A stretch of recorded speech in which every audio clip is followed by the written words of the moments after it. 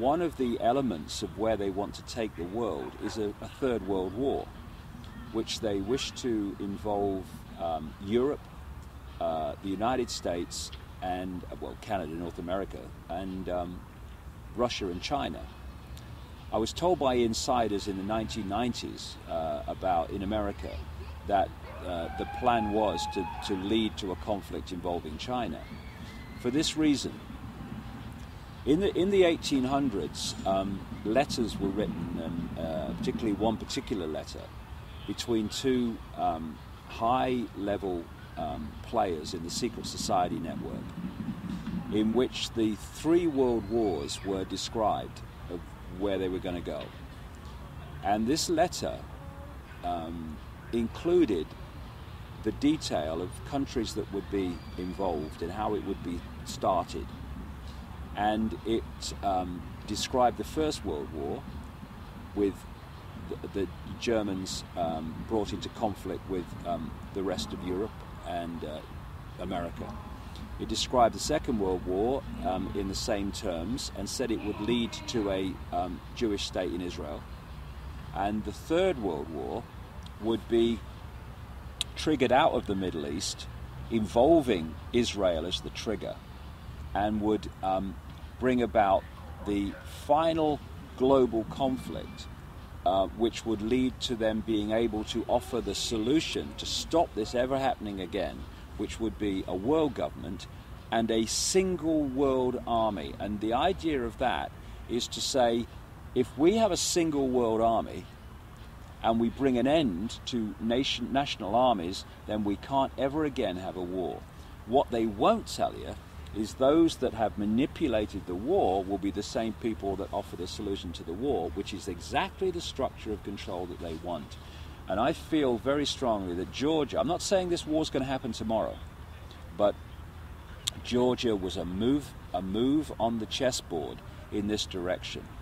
And I'll tell you a story that happened to me in England which relates to this. And it seems, quite a minor story until it starts to play out. Last March 2008, I received a letter from a man in England who is what we call there, or called there, a traffic warden. And his job, they walk along the streets in a uniform, and they give out tickets to cars for illegal parking or whatever.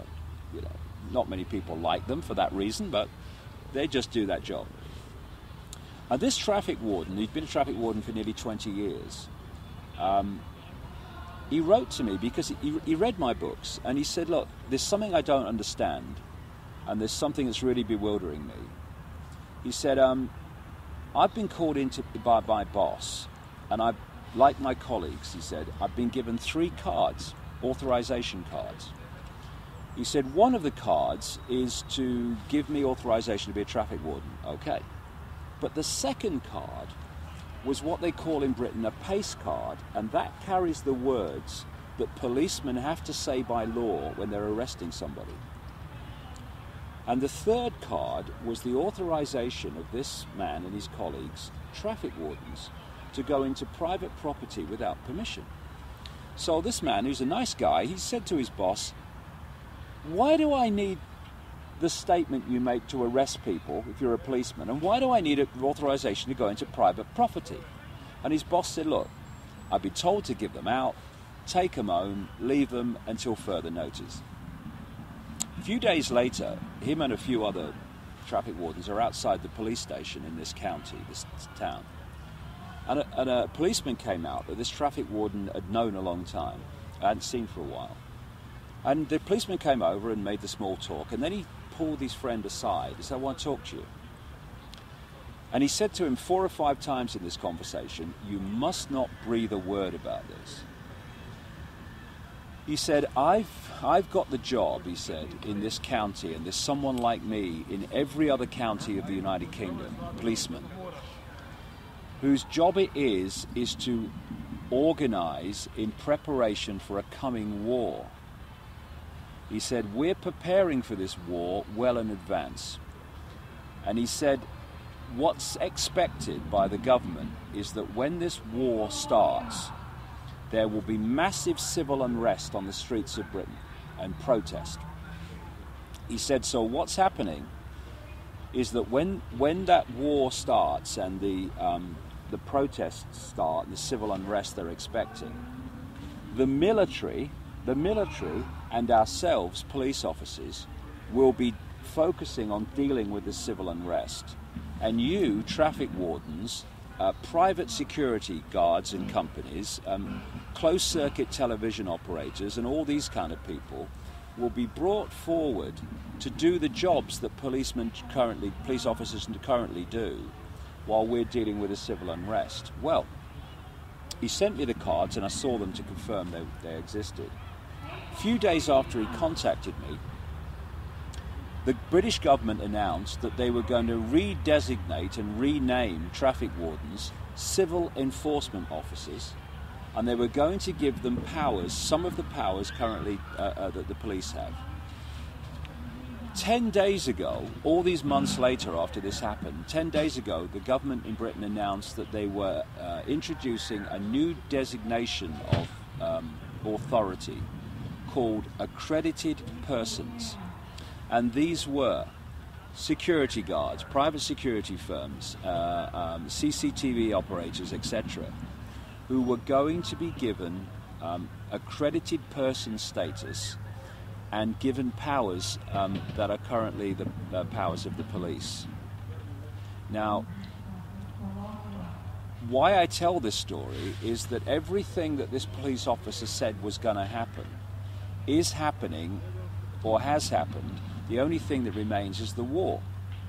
And that fits with all these other different pieces of information that suggests that a major conflict is being orchestrated, which is designed to change the face of society.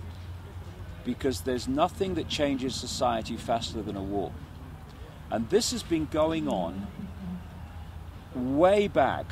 One of the examples that I put in my books is the First World War in relation to America. In the 1950s, there was an investigation by a congressional committee called the Reese Committee into what are known in America as tax-exempt foundations. These are organizations funded by the Rockefellers and the major elite families, who then pass the money out in apparently charitable ways, but it's nothing to do with charity. It's to do with funding this agenda while appearing not to be. And one of these organizations that they investigated, and there was a guy called Norman Dodds who was the main investigator, was an organization which is still going in America called the Carnegie Endowment for International Peace. What these investigators found was that this Endowment for International Peace was manipulating war. And they found minutes of meetings of this organization from the period in the early part of the 20th century in which they were having meetings and discussions and saying, we need to change the face of American society and society in general. What's the most effective way of doing that? Well, it's a war. So we need to get America involved in a war.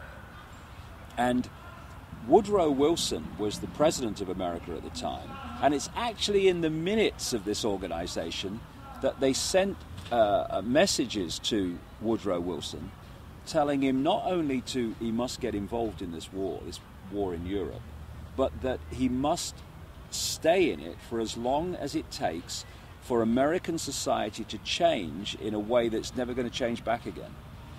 And if you look at the world after a war, it's never the same as it was before, especially world wars. And they want this Third World War to change the face of global society to the point where they can introduce this centralized global structure.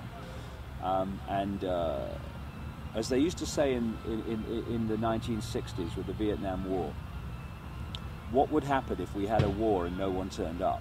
There'd be no war. What these people do is they declare wars and they get the rest of us to fight them. What we've got to do is stop fighting them and stop falling for this scam. Because if we go into this Third World War, then, you know, goodbye freedom.